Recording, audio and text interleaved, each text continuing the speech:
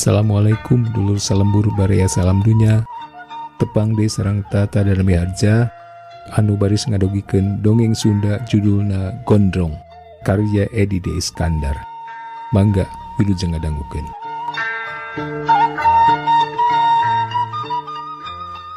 Neuteup beungeut dina eunteng ukur ngarenghap. Murah keneh aing teh. Cek babaturan mah moal aya nu nyang ke umur 38 tahun. Teu beda ti mahasiswa tingkat hiji atawa tingkat 2. Teu beda ti pamuda nu umurna kakara 21 tahun. Tapi nah umur 38 tahun geus kaasup kolot. Damun seglala jo bioskop 2 anjing Astri si Cikal moal aya nu nyang ka bapa jeung anak. Astri umurna geus 18 tahun, geulis persis indungna. Jeung deui nu matak sok digeronjak awet ngora teh pedah nepi ka kiwari buuk angger gondrong.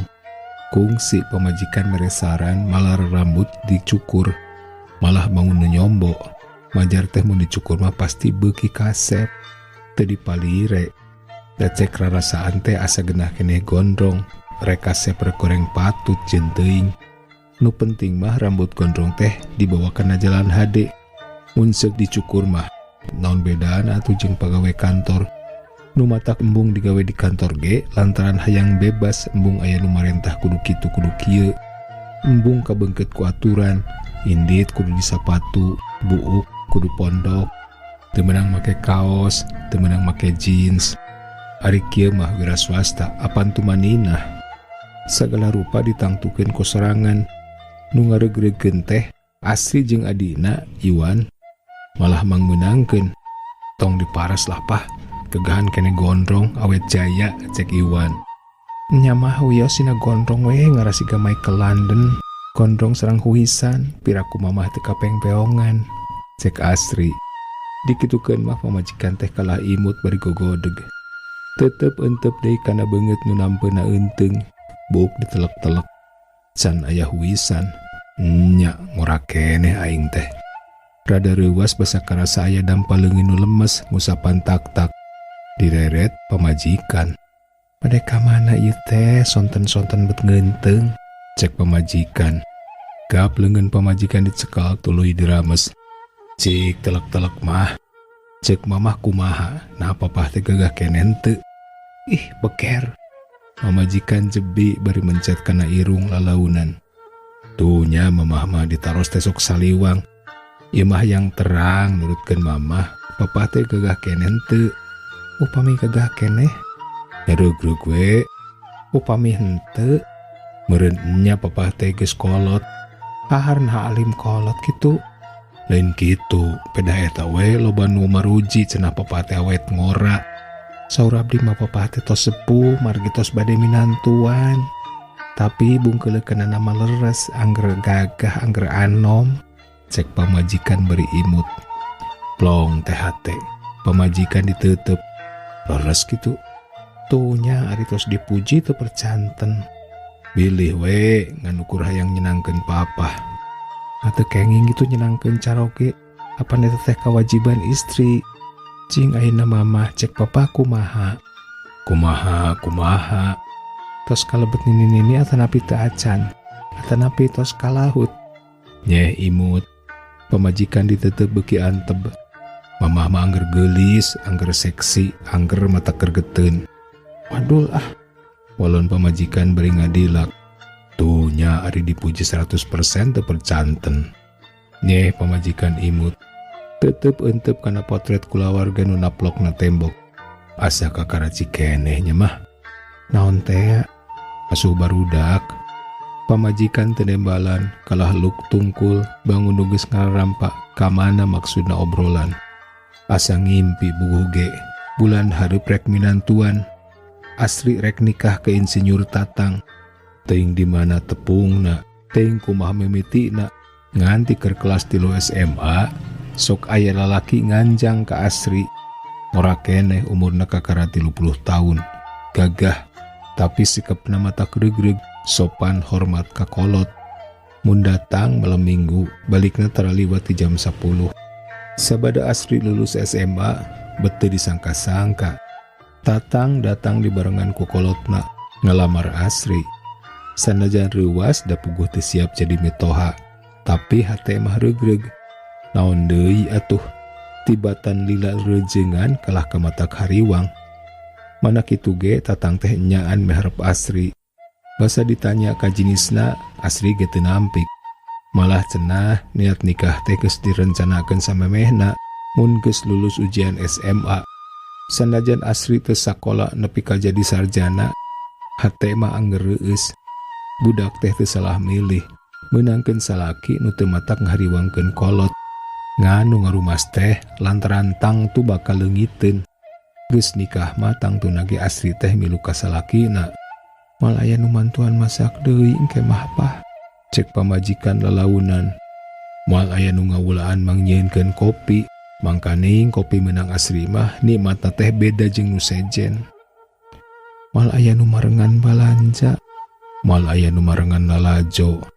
Asa budak keneh, asa can seubeuh babarengan, jep jempe ngahuleng. Aya deui nu can siap teh mah. Naon? Jadi aki. Raos keneh janten aki anom atuh pah.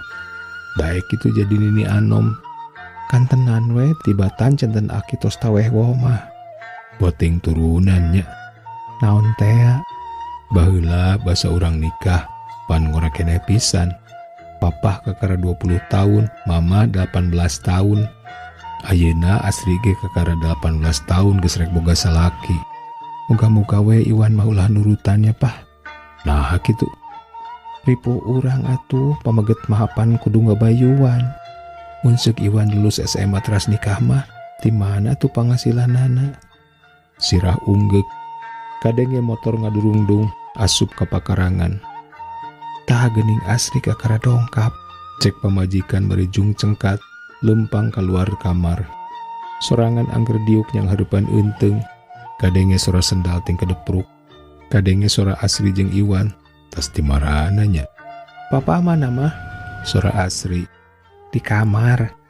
Terila bus Asri asup ke kamar. Di mana As? Cekeng. Di tukang ngaput. Ngaput naon acuk panganten. Sanes ngaput ieu hadiah kanggo papa. Song Asri meukeun bungkusan gede gancang di tampanan. Naon ieu teh? Buka we. Bungkusan dibuka. Breh teh jas sesetel warnana coklat kolot puguh we hokeun. Keur papa ieu teh. Nuhun. Di mana kitu Asri boga duit? Nyeh Asri seuri. Patungan sareng Kang Tatang. Salos nama ieu ge usul ti Kang Tatang. Jas diteuteub alus. Model nage nyopan. Tangtu nage lain jas nu hargana murah. Sok cobian heula gerapah budi sereg. Teu kaleket gancang di ajaran. Mahi jeung genah. Katinggal beungeut Asri marah mai. Wah, janten gagah pisan papa. Keke, ieu teh jas jang naon? Kanggo engke, panu pami papa ngawalian. Ukur ngarenghap. Hate bet ngadak-ngadak ngarakacak.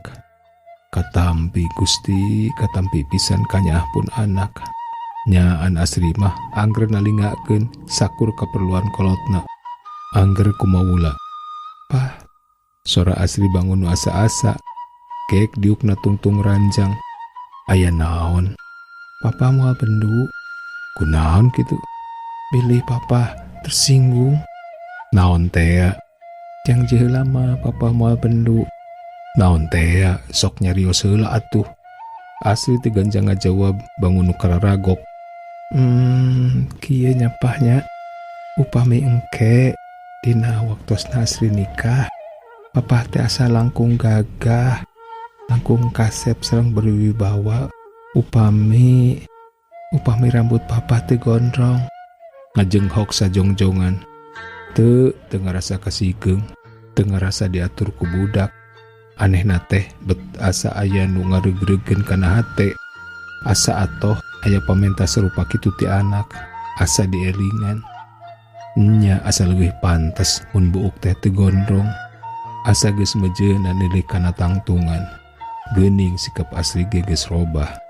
Samemehna mah muji kana rambut gondrong. Ayeuna Asri keneh nu nitah dicukur.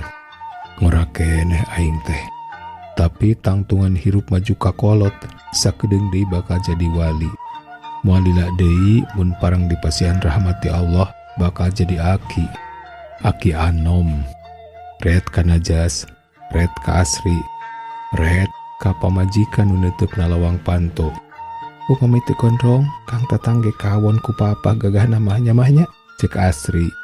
Pamajikan unggek bari imut. Bari ngarenghap leungeun ngusap-ngusap rambut asri, usap deudeuh.